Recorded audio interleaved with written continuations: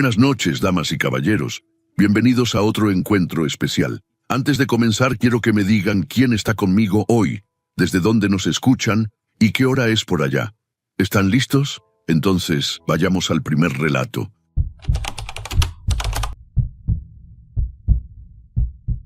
Hola, Nero. Me llamo Daniela y lo que te voy a contar lo guardé durante mucho tiempo, porque pensé que decirlo en voz alta lo iba a hacer más real de lo que ya es.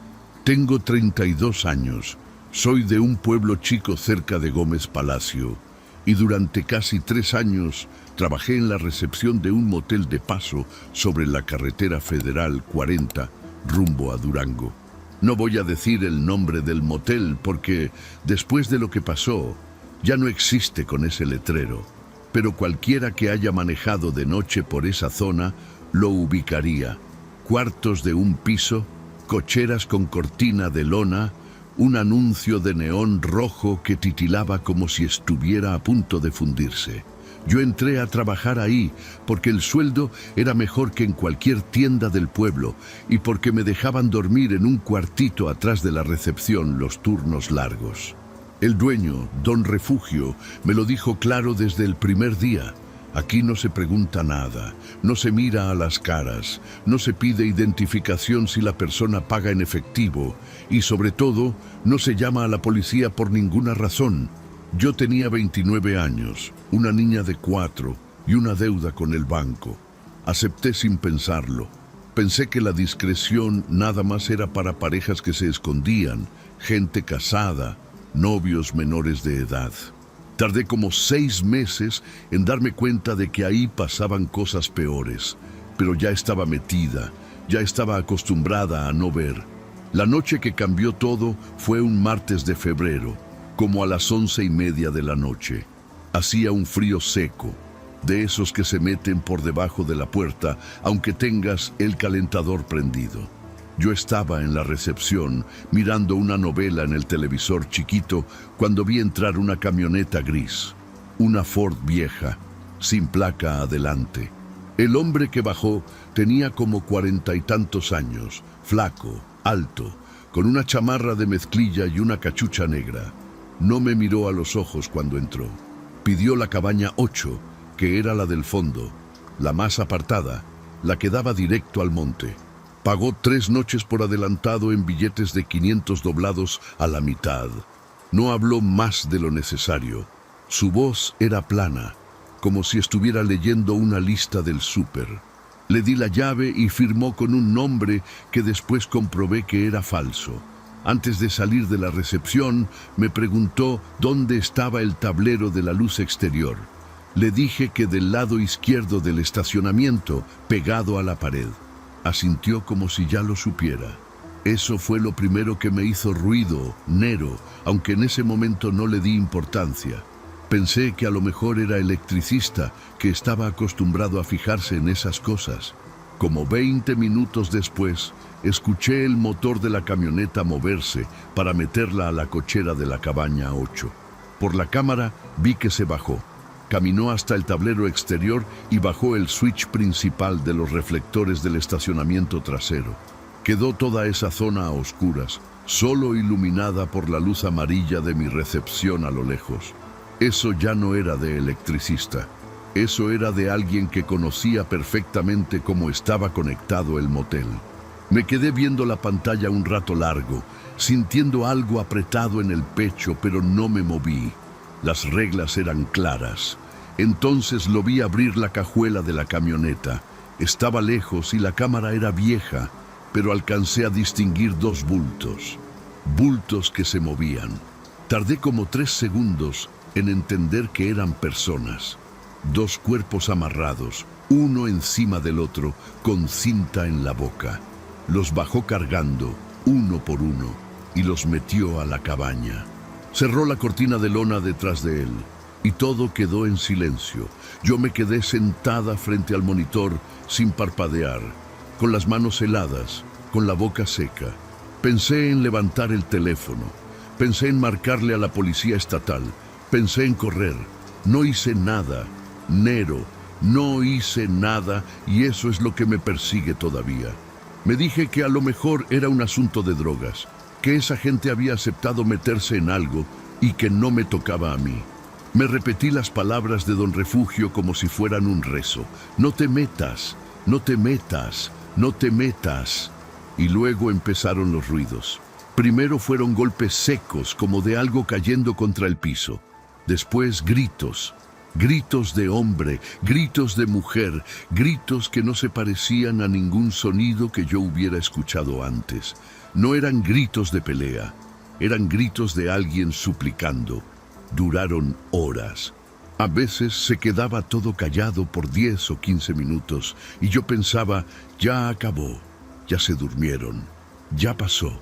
Y después empezaba otra vez, más fuerte, más despacio, como si el hombre estuviera tomándose su tiempo. Me metí al cuartito de atrás y me tapé los oídos con la almohada. Puse el televisor a todo volumen. Recé un Padre Nuestro entero, cosa que no había hecho desde la primaria. A eso de las 3:30 de la mañana ya no aguanté y le marqué a don Refugio. Le dije lo que estaba pasando. Me contestó con la voz amodorrada y me dijo textual: Daniela, métete a tu cuarto, cierra con llave y no salgas hasta que ese señor se vaya. Si pasa algo más, no pasó nada. Me colgó. Ahí entendí, Nero, ahí entendí que don Refugio sabía que esa cabaña 8 no era la primera vez que se usaba para algo así, que el motel completo era parte de algo que yo apenas estaba alcanzando a oler. Como a las 4:20 de la mañana, los gritos pararon. Definitivamente. Hubo un último alarido largo y después nada. Solo el ruido del aire pegándole a las cortinas de lona y a lo lejos un tráiler pasando por la carretera. Me quedé despierta hasta el amanecer, sentada en una silla de plástico, mirando la puerta de mi cuartito como si fuera a entrar alguien en cualquier momento. A las 6:10 salió el hombre. Lo vi por el monitor. Se veía igual que cuando llegó. Misma chamarra, misma cachucha, mismo paso tranquilo. Subió a su camioneta unas bolsas negras grandes, dobladas, que parecían vacías. Cerró la cajuela. Pasó por la recepción a dejar la llave. Me sonrió, Nero, con una sonrisa amable, de cliente satisfecho, y me dijo: «Gracias, señorita, todo bien». Le contesté algo que ni recuerdo. Subió a la camioneta, prendió el switch de las luces antes de irse y salió a la carretera rumbo al sur. Esperé como media hora antes de animarme. Agarré el manojo de llaves maestras y caminé hasta la cabaña 8. El frío de la mañana se sentía distinto, como pesado. Abrí la puerta y el olor me golpeó antes que la imagen. Era un olor a sangre vieja, a sudor, a algo más que no quiero describir. Las paredes blancas tenían manchas. El piso estaba mojado en una esquina. En la cama había un hombre joven, como de 25 años, completamente quieto, con los ojos abiertos. No necesitaba acercarme para saber que ya no respiraba. Pero en el piso, entre la cama y el baño, había una mujer. Estaba viva, apenas. Le habían hecho cosas que no voy a contar porque todavía sueño con eso. Me vio, movió los labios. No le salió voz. Y entonces, Nero, hice lo único correcto que hice en toda esta historia. Agarré el teléfono y llamé a la Cruz Roja. Después llamé a la policía. Y después renuncié mentalmente al motel, aunque todavía iba a tardar unos días en irme físicamente. Llegaron los paramédicos, llegaron los ministeriales. Llegó un caos que duró todo el día. Don Refugio apareció a media mañana fingiendo que no sabía nada, fingiendo que estaba indignado, fingiendo también que hasta a mí me confundió por un segundo. La muchacha, contra todo pronóstico, sobrevivió. Me enteré semanas después por una nota chiquita en el periódico local. El muerto resultó ser un estudiante de Torreón que llevaba un mes desaparecido. A ella nunca publicaron su nombre. Yo seguí trabajando ahí 2 semanas más, porque no tenía a dónde irme. Pero esas 2 semanas las usé para algo. Nero, las usé para meterme a la computadora vieja de la oficina, esa que don Refugio creía que solo servía para imprimir recibos. Yo Había aprendido a moverme en ella porque a veces me tocaba sacar reportes de ocupación. Una noche, ya tarde, me puse a buscar en las carpetas viejas. Encontré una que se llamaba nada más con un número 8-archivos. Estaba protegida con contraseña, pero la contraseña era la fecha de nacimiento de don Refugio, que yo me sabía porque firmaba sus papeles del Seguro Social. Lo que había adentro, Nero, me cambió la vida para siempre. Eran videos, decenas de videos, numerados, fechados, con códigos, todos grabados desde un ángulo alto, fijo, dentro de la cabaña 8. Había una cámara escondida que yo nunca había visto. Y junto a los videos había hojas de cálculo. Hojas con nombres en clave, montos en pesos y en dólares, fechas de transferencia, países de destino. Holanda, Rusia, Estados Unidos, Tailandia. Pagos por cada video, pagos grandes, pagos que explicaban por qué don Refugio andaba en una camioneta nueva mientras yo le rogaba un aumento de 200 pesos a la semana.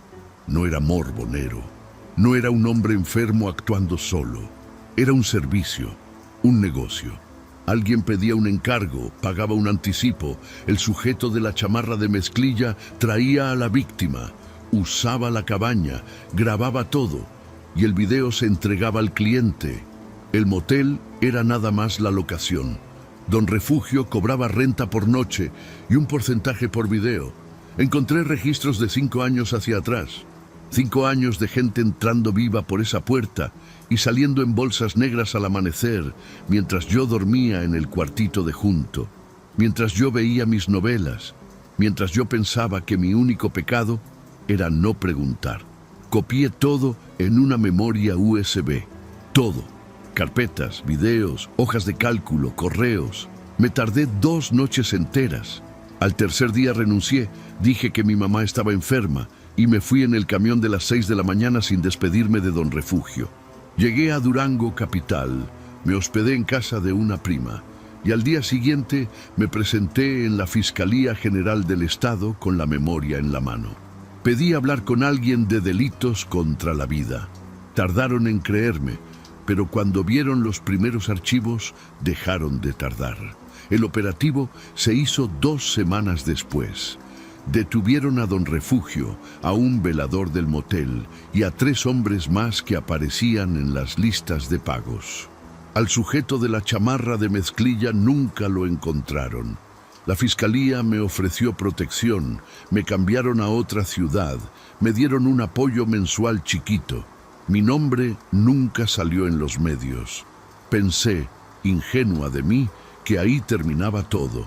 Pensé que había hecho lo correcto, tarde, pero correcto, hasta que llegó la llamada. Fue como 1 mes y medio después del operativo. Un agente de la fiscalía me marcó al celular nuevo que me habían dado. Su voz sonaba rara, como cuando alguien te va a dar una noticia que no sabe cómo decir. Me dijo que habían encontrado más archivos, que el servicio era más grande de lo que pensaban, que tenía celdas en otros estados, en Sinaloa, en Zacatecas, en Coahuila, que el de Durango era nada más una sucursal y que en uno de los archivos recuperados de un servidor en la nube, en una carpeta nueva, fechada 2 semanas después de mi denuncia, habían encontrado un documento. Era una lista corta, de testigos. Mi nombre completo estaba en esa lista, Nero, mi nombre, mi nueva dirección, el nombre de mi hija, la escuela donde la había inscrito, todo. Información que yo solamente había dado a la fiscalía, información que alguien adentro había sacado y vendido. El agente me dijo que me preparara para otro cambio de ciudad, que iban a reforzar la protección, que no me preocupara. Le colgué y vomité en el lavabo. Esa misma noche agarré a mi hija, 2 mochilas con lo indispensable y nos fuimos en un camión nocturno a un lugar que no voy a decir. Dejé el celular tirado en una caseta de la carretera. Dejé el apoyo de la fiscalía. Dejé hasta mi nombre. Ya pasaron 4 años. Nero. 4 años de mudarnos cada cierto tiempo, de pagar todo en efectivo, de no abrir cuentas en redes sociales, de no contestar números desconocidos. Mi hija ya tiene 8 años y cree que su mamá nada más es muy precavida. Algún día le voy a tener que contar. El servicio nunca se detuvo. Lo sé porque a veces, en las noches, busco en internet noticias de cuerpos encontrados en moteles de carretera, en pueblos chicos, en cabañas apartadas. Cambian de estado, cambian de nombre, cambian de dueño. Pero el patrón es el mismo. La luz exterior cortada desde el tablero, la cabaña del fondo, los gritos que nadie quiere oír.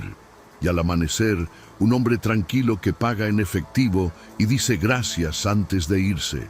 Yo no sé si algún día van a tocar mi puerta. Yo no sé si esto que estoy contando los va a acercar o los va a alejar. Lo único que sé es que durante 3 años yo fui parte de ese silencio y que el precio de haberlo roto lo voy a estar pagando hasta el día que me muera. Porque en ese mundo, una vez que estás en la lista, no te sacan, nada más esperan.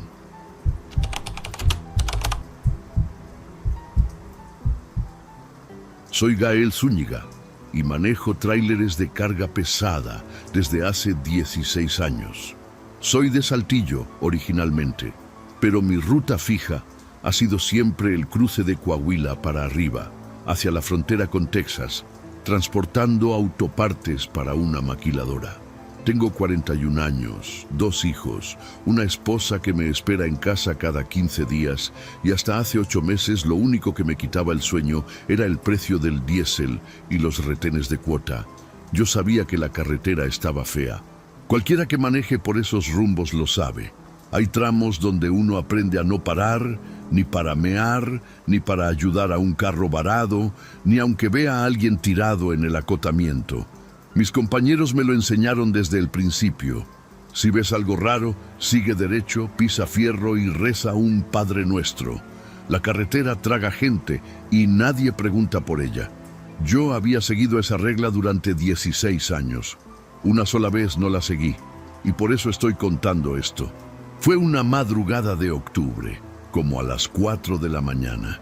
Iba subiendo por una desviación estatal entre 2 pueblitos que no voy a nombrar, porque todavía vive gente ahí. Llevaba como 22 horas manejando casi sin parar, con el estéreo prendido para no quedarme dormido, masticando chicle de menta y tomando café de termo. La carga era ligera esa noche. Iba a entregar al amanecer. La luna estaba grande, de esas que iluminan el monte y hacen que los mezquites se vean como gente parada a lo lejos. Como a la altura del kilómetro 120 y tantos, mi tráiler empezó a jalar feo del lado derecho. Yo soy mecánico empírico. Sé reconocer cuando es la dirección y cuando es una llanta. Esta vez era llanta. Me orillé despacito con las intermitentes prendidas y bajé con la lámpara de mano. Era la segunda del eje trasero, ponchada de plano. Iba a tener que cambiarla yo solo porque por ese tramo no pasa una grúa hasta el otro día. Estaba sacando el gato hidráulico cuando vi algo. Nero, a como 100 metros del acotamiento, metida entre los huizaches, había una camioneta, una pick-up blanca, vieja, sin luces, sin motor prendido. Lo raro no era la camioneta. Lo raro era que adentro, en el tablero y en el cofre, se veían unas lucecitas chiquitas, azules y verdes, como 5 o 6, parpadeando. Al principio pensé que era una patrulla camuflada, de esas operaciones encubiertas, pero no había antenas, no había nada. Era una troca normal con cositas brillando adentro. Yo debía haberme metido a mi tráiler, cerrar con seguro y esperar a que amaneciera. Lo juro por mis hijos, Nero, eso era lo que tenía que hacer. Pero la curiosidad me ganó. Pensé que a lo mejor era un coche abandonado por narcos, con teléfonos prendidos, y que si me los llevaba para venderlos, pagaba la llanta nueva y me quedaba algo. Fui pendejo, fui codicioso, y por eso me pasó lo que me pasó. Apagué mi lámpara y caminé despacio entre los huizaches. El suelo crujía bajo las botas. Había piedras sueltas y casquillos viejos de bala que brillaban con la luna. Me acerqué a la camioneta agachado. Cuando llegué a la ventanilla del copiloto, lo que vi me dejó tieso. Eran teléfonos celulares, 6 o 7, acomodados con cinta canela, todos prendidos, todos con la cámara apuntando hacia el mismo lado, hacia afuera, hacia el monte. Cada pantalla mostraba una transmisión en vivo con números arriba que iban subiendo y comentarios escritos en chino, en ruso, en inglés, en árabe, deslizándose por el costado de la pantalla a una velocidad que no podía leer. Estaban transmitiendo algo, en vivo, a miles de personas. Seguí la dirección a la que apuntaban las cámaras y entonces la vi. A unos 20 metros de la camioneta, en un claro entre los huizaches, había un hoyo, un pozo cuadrado, recién cavado, como de 1,5 metros de profundidad, con una pala clavada en la tierra al borde, y alrededor del hoyo, Nero en el suelo, se veían marcas, rectángulos de tierra removida, algunos viejos, otros recientes, otros con piedras encima formando una cruz chiquita. Conté como 6 o 7 antes de parar. No era la primera vez que pasaba ahí. Ese lugar era un sitio fijo, una especie de teatro al aire libre que alguien había escogido por lo apartado, por el ángulo de la luna, por lo silencioso. Me regresé caminando hacia atrás, sin darle la espalda al hoyo, hasta los huizaches. El corazón me latía tan fuerte que pensé que me iba a dar un infarto ahí mismo. Estaba a punto de correr a mi tráiler cuando escuché un motor, lejos, pero acercándose. Por la misma desviación venía otra camioneta, una doble cabina negra con las luces apagadas también. Avanzaba despacio, como quien ya conoce el camino. Tiré mi cuerpo al suelo detrás de un mezquite gordo y me quedé ahí, sin respirar. La camioneta se paró junto a la pick-up blanca. Bajaron 3 hombres. Iban encapuchados, con pasamontañas, vestidos de oscuro, con guantes. Uno de ellos abrió la batea trasera y entre 2 sacaron a alguien. Un hombre, joven, como de 30 años, en calzones y camiseta, con las manos amarradas atrás y un trapo en la boca. Estaba golpeado, con sangre seca en la cara, pero seguía consciente. Lo arrastraron hasta el borde del hoyo y le quitaron el trapo. El tipo se puso a suplicar. Lloraba como niño, Nero. Decía que tenía familia, que él no había sido, que se había confundido la persona, que por favor. Uno de los encapuchados se acomodó frente a las cámaras de la pick-up, hizo un saludo a los celulares como si fuera presentador de programa y dijo algo que no alcancé a oír completo, pero capté las palabras «buenas noches» y «espectáculo». Otro le aventó la pala al amarrado y le ordenó que siguiera cavando, que lo hiciera más profundo. El hombre, llorando, agarró la pala con las manos amarradas como pudo y empezó a cavar su propio hoyo más hondo. Yo estaba viendo eso en vivo, Nero, y al mismo tiempo, miles de personas en otro lado del mundo lo estaban viendo en sus pantallas, pidiendo cosas. Porque las cámaras de los celulares transmitían los comentarios en voz. Había un altavoz chiquito conectado a una de las bocinas de la pick-up.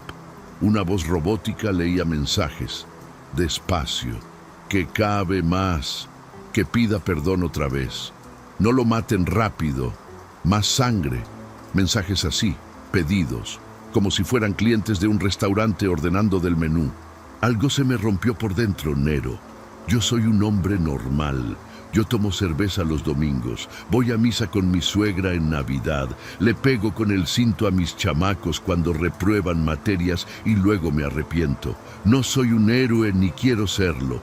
Pero ver eso, ver a un cristiano cavando su propio hoyo mientras un montón de animales en otro continente pagaba por verlo, me sacó algo que ni yo sabía que tenía. En mi tráiler traigo una escuadra. Una 9 milímetros que me regaló mi compadre cuando empecé a hacer rutas largas. Nunca la había usado más que para tirar al aire en Año Nuevo. Calculé que si me regresaba arrastrándome hasta el tráiler, podía sacarla, regresar por el otro lado del monte y tomarlos por sorpresa. Eran 3, yo era 1, pero el amarrado a lo mejor me ayudaba si le soltaba las manos. pendejadas que uno piensa cuando tiene miedo y adrenalina mezclados. Empecé a arrastrarme hacia atrás.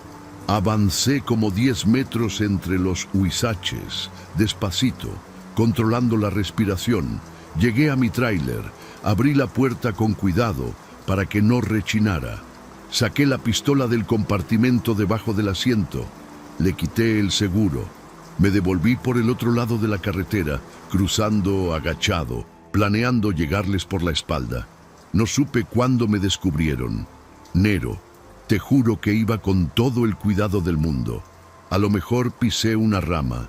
A lo mejor uno de ellos era vigía. A lo mejor las cámaras tenían visión nocturna y me captaron desde lejos. Solo sé que cuando estaba a como 15 metros del claro, sentí un golpe seco en la nuca, atrás de la oreja izquierda, y todo se volvió negro. Lo siguiente que recuerdo, Nero, lo voy a contar tal cual lo viví, sin adornarlo, porque no necesita adorno. Desperté con un dolor de cabeza horrible y un sabor a sangre y tierra en la boca. Tardé varios segundos en entender por qué no podía mover los brazos. Estaba parado, pero no exactamente parado. Estaba metido en el hoyo, Nero, en el hoyo que había estado cavando el otro hombre. La tierra me llegaba hasta el pecho, apretada, dura, como si la hubieran apisonado con los pies. Mis brazos estaban abajo, pegados al cuerpo, atrapados por la presión de la tierra. No podía moverlos ni un centímetro, solo podía mover el cuello y los hombros un poquito. Frente a mí estaban los celulares. Los habían movido. Ya no apuntaban al monte. Ahora apuntaban directo a mi cara, a 1,5 metros de distancia, en una fila perfecta sobre un tripié improvisado de piedras. Las pantallas estaban prendidas. Los números arriba subían rápido. 28.000, 31.000, 34.000. Los comentarios bajaban como cascada por el costado y la bocina seguía leyendo. Es trailero, miren su gorra. Qué bueno que despertó. Que diga su nombre, que llore. No le echen tierra rápido, que dure. Del otro hombre, el que habían bajado de la camioneta negra, no había rastro. No estaba en ningún lado. Las marcas frescas en el suelo, a 1 metro de mí, me dijeron lo suficiente. Yo era el segundo de la noche. Y a juzgar por las marcas más viejas, no éramos los únicos esa semana. Los 3 encapuchados estaban parados detrás de los celulares, mirándome. Uno tenía la pala. Otro tenía mi propia escuadra, jugando con ella en la mano, abriéndole y cerrándole el seguro como si fuera un encendedor. El tercero estaba viendo los comentarios en la pantalla, asintiendo, como secretario tomando nota de los pedidos del público. Intenté hablar Nero, intenté decir que tenía 2 hijos, que mi esposa se llamaba Marisol, que estaba a punto de cumplir 20 años de casado, que por favor, que por lo que más quisieran. Pero la garganta la tenía tan seca y tan llena de tierra que solo me salió un sonido ronco, como un gemido de animal. Eso pareció gustarle al público. Los comentarios se aceleraron. El de la pala empezó a echar tierra, despacio, paladas chicas. Cada palada me cubría unos dedos más. Iba subiendo por mi pecho, por mis hombros, por mi cuello. La voz del altavoz seguía leyendo. Más despacio. Que vea, que sienta. Yo cerré los ojos y empecé a rezar el Padre Nuestro como me había enseñado mi abuela. Completito, sin saltarme ni una palabra, porque era lo único que se me ocurría hacer. Pensé en Marisol durmiendo en la cama. Pensé en mis chamacos. Pensé en mi tráiler ahí parado en el acotamiento, con las intermitentes todavía prendidas, esperándome a que regresara. Cuando abrí los ojos por última vez, la tierra ya me cubría hasta la barbilla. Sentí cómo me apretaba las costillas, cómo no me dejaba meter aire. Vi los celulares enfrente, las pantallas brillando azules en la oscuridad. Vi el número de espectadores en el primer celular, justo en el centro de mi campo de visión. Iba en 42.600 algo, subiendo cada segundo, los comentarios cayendo tan rápido que ya no se leían. Eran nada más una catarata blanca corriendo por el costado de la pantalla. La voz del altavoz se trabó por un momento, mezclando palabras de 3 idiomas a la vez, y solo entendí una frase clara, en español, que decía: gracias por la función. La última palabra me cubrió la cara. Nero, sé que sonará imposible que esté contando esto, pero te voy a explicar cómo. A como las 5:30 de la mañana pasó por esa desviación un convoy de la Guardia Nacional que iba a un operativo en otro lado. Vieron mi tráiler en el acotamiento con las intermitentes prendidas, las puertas abiertas, y se pararon a revisar. Uno de los soldados era de un rancho cercano y conocía las historias de esa zona. Se metieron al monte con linternas. Encontraron a los 3 encapuchados subiendo a la camioneta negra para irse. Hubo balacera. Mataron a 2, agarraron a 1 y después vieron el hoyo. Me sacaron con las manos. Llevaba como 4 minutos enterrado completo. Me hicieron respiración boca a boca ahí mismo. Cuando reaccioné, escupiendo tierra y sangre, lo primero que vi fue a un soldado joven, llorando, repitiéndome que ya estaba a salvo, que ya pasó, que ya pasó. Estuve 2 semanas en el hospital. Me diagnosticaron daño pulmonar leve, algunas costillas fisuradas por la presión de la tierra y un trauma que todavía estoy tratando con una doctora cada 15 días. Las autoridades nunca me dejaron ver los archivos completos, pero un agente de buena fe me dijo algo que no me he podido sacar de la cabeza. Me dijo que esa transmisión de esa madrugada, la mía, había tenido casi 50,000 espectadores pagando, que era un servicio con suscripción mensual, que el portal seguía activo en países donde no podían bajarlo, que cada mes había nuevas funciones, en nuevos lugares, con nuevos hoyos. Ya no manejo tráileres, vendí el mío, Nero. No pude volver a subirme. Ahora trabajo en una bodega cerca de mi casa, gano la mitad, pero llego a dormir todas las noches con mi esposa. A veces, cuando despierto, me llevo las manos al pecho buscando la tierra que ya no está. Y a veces, en las madrugadas, abro el celular y miro la pantalla apagada durante mucho rato, pensando en toda la gente que sigue del otro lado, esperando la siguiente función, sin nombre, sin cara, sin culpa, porque la carretera traga gente. Nero, pero ahora hay quien paga por verla masticar.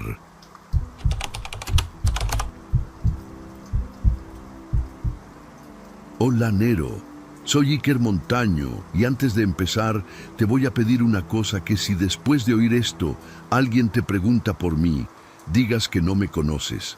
Tengo 35 años, soy de Tlaquepaque y durante casi 2 años trabajé como guardia de seguridad para una empresa privada que cubría inmuebles abandonados en la zona metropolitana de Guadalajara.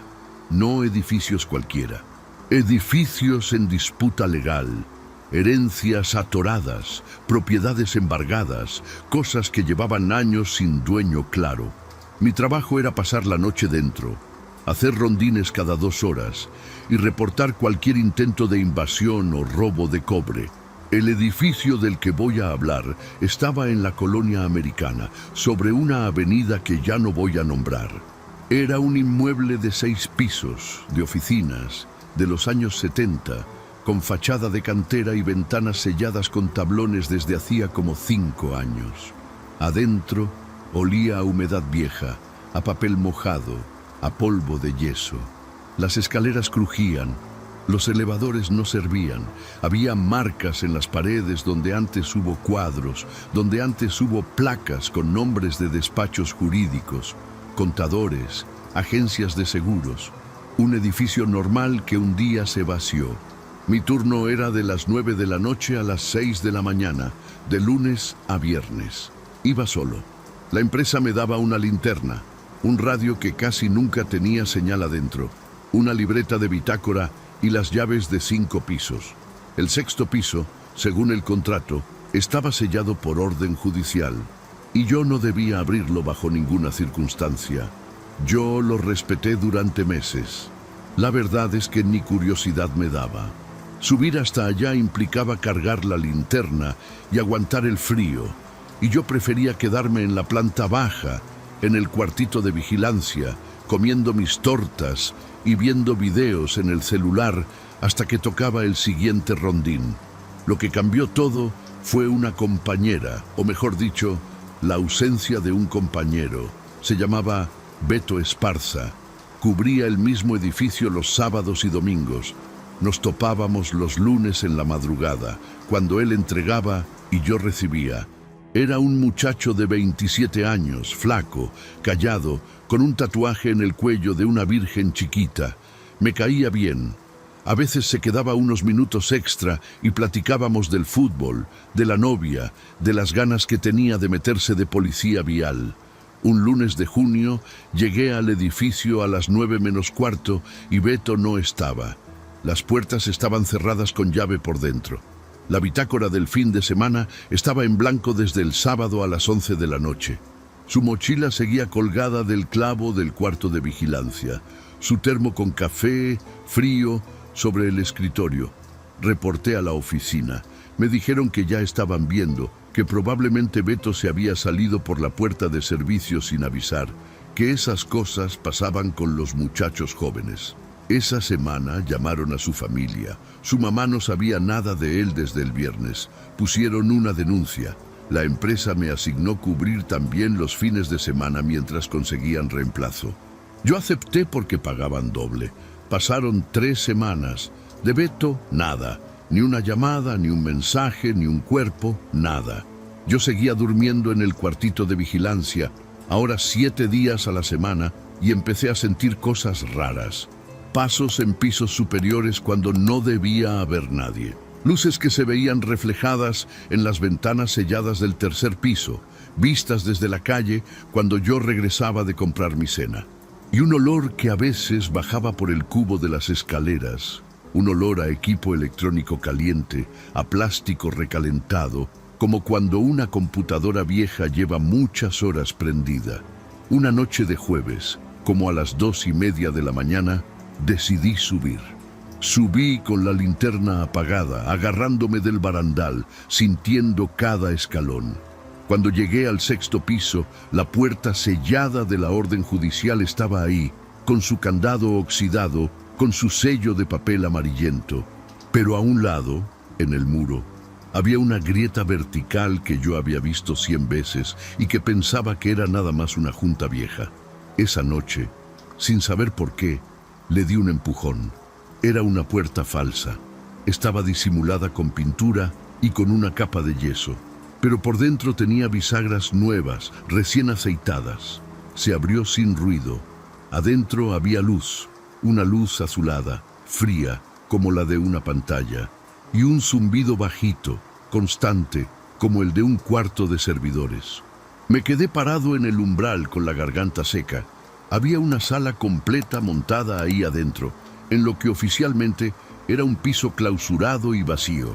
Mesas largas, 8 monitores prendidos, 3 CPU corriendo, ventiladores, cables ordenados con amarres. Una silla de oficina giratoria, vacía, todavía caliente. Una taza con café a la mitad, todavía tibia. Alguien había estado ahí esa misma noche y se había ido hacía poco. Caminé despacio entre las mesas. Los monitores mostraban cosas distintas. Uno tenía cámaras de seguridad de varios puntos de Guadalajara, en cuadrícula, como 9 cámaras pequeñas en pantalla, todas en vivo. Reconocí una esquina del centro, una del Parque Revolución, un Oxxo en Avenida Vallarta. Cámaras que no parecían oficiales porque mostraban ángulos raros, desde balcones, desde azoteas, desde dentro de tiendas. Otro monitor tenía un mapa con puntitos rojos moviéndose. Otro, un programa de reconocimiento facial con caras congeladas en cuadritos, etiquetadas con nombres, edades y direcciones. Pero lo que me detuvo el corazón fue una pared del fondo del cuarto, llena de carpetas amarillas físicas de cartón, acomodadas en repisas, como 100 o más. Cada carpeta tenía una etiqueta con un nombre y una fecha.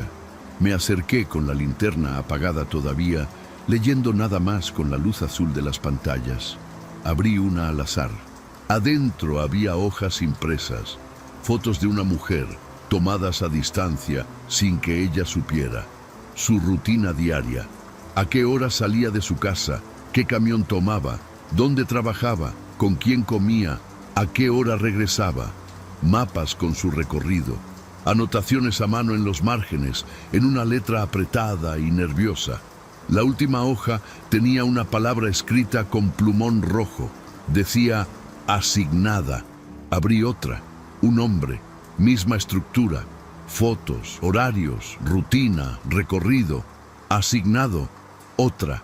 Una muchacha estudiante. Misma cosa. Asignada. No era vigilancia, lo entendía y parado. Las empresas de vigilancia no marcan a las personas como asignadas. Esto era otra cosa. Esto era una lista de gente seleccionada para algo. Alguien decidía, alguien escogía caras del mapa de la ciudad, las estudiaba durante semanas, las marcaba y luego las entregaba. Seguía abriendo carpetas con las manos temblándome. Iba por la octava cuando vi un nombre que me hizo soltar la carpeta al suelo. Esparza Mejía Alberto Daniel. La abrí del piso. Las fotos eran de Beto. Beto caminando por la calle. Beto entrando al edificio donde trabajaba. Beto comprando una torta en el puesto de la esquina. Beto en la entrada del módulo donde había hecho el examen para policía vial. La carpeta tenía 4 semanas de seguimiento detallado. La última hoja, con la palabra en rojo, no decía asignado, decía ejecutado, con una fecha, la fecha del sábado en que desapareció. Sentí como se me iba la sangre de la cara. Beto no se había escapado, a Beto se lo habían llevado. Y alguien en este mismo edificio donde yo trabajaba, en este cuarto secreto a 3 pisos arriba de mi cuartito de vigilancia, lo había estado siguiendo durante un mes antes de eso. Mi compañero, mi cuate de los lunes. Lo habían marcado en una carpeta, lo habían entregado a alguien más y luego habían cerrado el archivo como quien termina un trámite. Empecé a sacar la cámara del celular.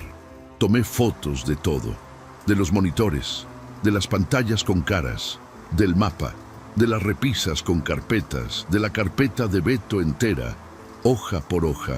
Mis manos no paraban de temblar. Las fotos me salían movidas. Tenía que volverlas a tomar. Llevaba como 20 minutos cuando el zumbido de los servidores cambió de tono. Una pantalla se prendió sola, en negro, con texto verde. Texto que se escribía solo, en tiempo real. Decía algo así como protocolo de retorno activado. Confirmar identidad del operador. Yo no era operador. Yo no era nada. Yo era un guardia con linterna que no tenía que estar ahí. Salí corriendo. Cerré la puerta falsa. Bajé las escaleras de 2 en 2. Llegué a mi cuartito sin aliento. Me senté frente al monitor de mi propia cámara, la del vestíbulo, y vi la grabación de las últimas horas. No había entrado nadie. Nadie. Pero arriba, en ese piso, había alguien tomándose un café tibio 10 minutos antes de que yo subiera. ¿Por dónde había entrado? ¿Por dónde se había ido? Tenía que haber un acceso que yo no conocía. El edificio tenía un secreto y yo era el último en enterarme. Esa misma madrugada, antes de las 6, me llevé las fotos en mi celular y salí. No esperé el cambio de turno. Le marqué a mi primo, que es Ministerio Público en Tonalá. Le dije que necesitaba verlo urgente. Quedamos de vernos a las 7:30 en un café de Plaza del Sol. Le enseñé las fotos. Se puso pálido. Me dijo que esto era grandísimo, que no podía ir con cualquiera, que tenía contactos en la Fiscalía Especializada, que iba a moverlo con cuidado, pero que iba a moverlo. Me pidió que regresara al trabajo esa noche, que actuara normal, que no levantara sospechas y que esa madrugada volviera a subir, esta vez con una memoria USB que él me iba a conseguir para clonar los discos duros. Eso fue lo que hice, o eso fue lo que intenté hacer. Regresé al edificio a las 9 de la noche. Hice mi rondín normal. Saludé al supervisor por radio, comí mi torta, esperé hasta las 2:40 de la mañana, hora muerta. Subí. La puerta falsa estaba donde mismo, sin candado, sin trampa visible. La empujé. El cuarto estaba vacío. No vacío de gente, vacío de todo. No había mesas, no había monitores, no había CPU, ni cables, ni silla giratoria, ni taza de café. Tampoco había repisas, tampoco había carpetas amarillas. El piso estaba barrido. Las paredes lucían como si llevaran 5 años sin que nadie las pisara. Hasta el polvo estaba acomodado, parejo, como si nunca hubiera habido nada ahí. Pensé que me había vuelto loco. Pensé que lo había soñado todo. Saqué el celular para enseñarme a mí mismo las fotos del día anterior. Las fotos seguían ahí, borrosas, movidas, pero ahí, los monitores, las pantallas, la carpeta de Beto, no lo había soñado. Estaba a punto de salir cuando vi algo en el piso, en el centro exacto del cuarto, donde antes había estado la mesa larga de los CPU. Una carpeta amarilla, una sola, acomodada con cuidado, como si me hubieran dejado un regalo. Caminé hacia ella sintiendo cómo me sudaban las palmas. Me agaché y leí la etiqueta. Decía mi nombre completo: Montaño Pérez Iker Alejandro, con una fecha. La fecha de ese mismo día la abrí. Adentro no había fotos viejas, no había semanas de seguimiento. Adentro había hojas impresas a color con marcas de tiempo de las últimas 6 horas. Yo entrando al edificio a las 8:55. Yo saludando por radio a las 9:10. Yo comiéndome la torta a las 11. Yo en el baño a la 1. Yo subiendo las escaleras a las 2:40. Yo abriendo la puerta falsa a las 2:44. Yo parado en el umbral del cuarto vacío, mirando hacia adentro. A las 2:45. La última hoja era una captura de video. Una captura de la cámara del propio cuarto, de un ángulo elevado, desde una esquina del techo. Mostraba el cuarto vacío. Y en el centro del cuarto, agachado, leyendo una carpeta amarilla, estaba yo. Mi camisa de guardia, mi gorra, mi linterna en el suelo. Era yo en ese momento viendo esa foto. La foto se había tomado 3 segundos antes y la habían impreso ya. La hoja estaba todavía tibia, con el olor de la impresora fresca. Pero eso no era lo peor. Lo peor era que en la captura, atrás de mí, parado a 1,5 metros de distancia, había una figura. Un hombre, alto, vestido de oscuro, con la cara fuera del cuadro porque la cámara no abarcaba más arriba. Sus zapatos, sus piernas, su torso, quieto, derecho, con las manos a los lados, parado detrás de mí, mirándome agachado leyendo. Mientras yo veía la foto, mi cerebro tardó como 2 segundos en entender que esa foto era de ese mismo segundo. Que si la persona estaba detrás de mí en la foto, estaba detrás de mí en ese momento. No volteé, no tuve tiempo. Sentí una mano en el hombro derecho, fría, pesada. No me apretó, solo se posó, como una advertencia. Y una voz, baja, junto a mi oído dijo nada más una frase. Me dijo que dejara la carpeta donde estaba, que bajara las escaleras, que terminara mi turno como siempre y que olvidara todo lo que había visto, que si lo hacía no iban a abrir mi expediente, que si no, mi etiqueta ya estaba lista. Hice exactamente eso. Solté la carpeta, salí caminando despacio, bajé las escaleras, terminé mi turno, no volteé ni una sola vez. Cuando llegué al cuartito de vigilancia me senté y me oriné encima sin darme cuenta. A las 6 de la mañana entregué turno como si nada y salí del edificio. Esa misma mañana borré las fotos del celular, borré los mensajes con mi primo. Le marqué y le dije que me había equivocado, que había estado tomando, que todo era un malentendido, que por favor no moviera nada. Mi primo, que me conoce desde niño, escuchó mi voz y entendió. Me dijo nada más: «Está bien, Iker, está bien», y colgó. Renuncié esa misma semana. Le inventé a la empresa que mi mamá estaba enferma. Me fui de Guadalajara. Llevo casi 3 años en otra ciudad, trabajando de cualquier cosa, pagando todo en efectivo, sin redes sociales, sin tarjetas a mi nombre. No he vuelto a ver a mi primo. Mi mamá cree que me peleé con la familia. A veces, en las noches, abro la cámara delantera del celular en modo selfie, así nomás, sin tomar foto. Solo me veo y reviso, atrás de mí, la pared, la puerta, el espacio entre mi cama y el closet, una y otra vez. Sé que es una pendejada, sé que no van a estar ahí, pero la mano que sentí en el hombro esa madrugada todavía me pesa, y a veces me despierto sintiéndola otra vez, fría, posada, sin apretar, como esperando. La carpeta con mi nombre se quedó en ese cuarto. La etiqueta no estaba en rojo todavía. Decía nada más mi nombre y una fecha.